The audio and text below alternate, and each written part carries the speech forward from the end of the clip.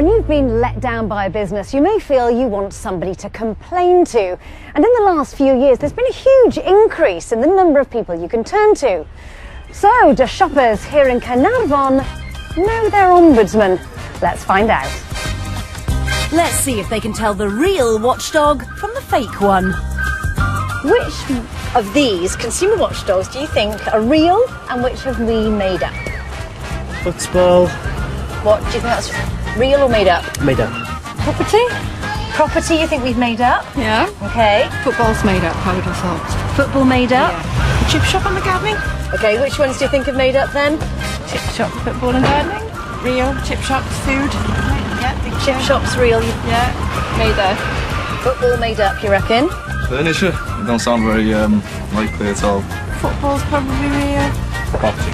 I think we've made up property. Yeah. Gardening and football. Made up, you reckon? I reckon.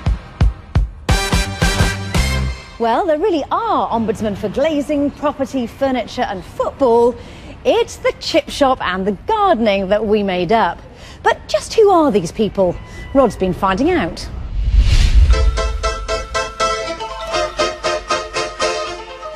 Believe it or not, it's Swedes we have to thank for ombudsman. And not that sort of Swede. Ah, now that's what I'm talking about. Yes, the country that brought us ABBA, flat-pack furniture, meatballs and cars with headlights that don't turn off. Also coined the word ombudsman. What did the Vikings ever do for us?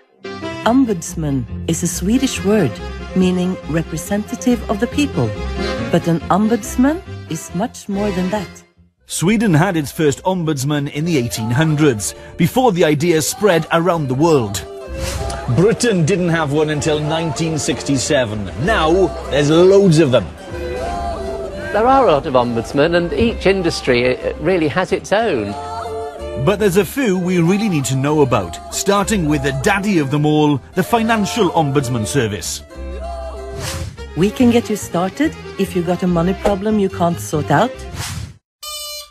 The Financial Ombudsman was set up by Parliament and has the power to deal with all sorts of complaints, from missold PPI to mortgage and credit card disputes.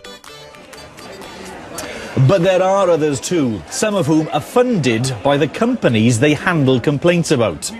It's true that some ombudsmen are funded by the companies that they deal with, but to be an ombudsman, to use that name, you have to fulfil certain criteria, one of which is complete impartiality. The other is that all members are bound by your decisions. Now, all of these ombudsmen have specific jobs. For example, there's one who can help if something goes wrong with a Green Deal plan. There's another who deals with shoddy furniture. There's even a football ombudsman who can help with complaints about match tickets and merchandise. So the next time you're shortchanged, there may just be an ombudsman to deal with your problem. Well, I'm joined here in Caernarfon by the latest addition to the army of ombudsmen, the Retail Ombudsman, Dean Dunham. So, Dean, what can you do for me then if I have a problem with a shop? Well, if you had a problem, you've gone to the retailer and they said, no, we can't help you. We can listen to the complaint, we can hear what your complaint's about, who's right, who's wrong, and importantly, make a determination so that the retailer and the consumer know who's been correct in the situation. And you've had about 100 or so people from Wales get in touch with you already, haven't you? And what kinds of things are people getting in touch with you about? Well, the number one thing is returns. No surprise there, we've just had Christmas. But deliveries is another one. Perhaps one of the most surprising complaints we've had is the delivery company putting the parcel in the wheelie bin and the bin men take it off to the dump. We've had that quite a bit. But sales is another one we've had quite a bit of. When's a sale not a sale? Has the retailer just conned me and told me saying it's a bargain when it's not? The problem is, though, that you are funded by the shops that you police, so how can we trust you? We are funded by those shops, but look, you can trust us. We have an independent, if you like, watchdog. It's called a standards board. They oversee everything that we do to make sure that we're being fair. We're not about the retailer. We're about the person or the entity that's in the right and that's in the wrong. So we're right down the middle and we can be trusted. Isn't it the shops, though, that don't sign up to you that we need to be concerned about? I think that's probably right. Those shops that are great at customer services, the ones that do the best for their customers, will join us. There's no doubt about that.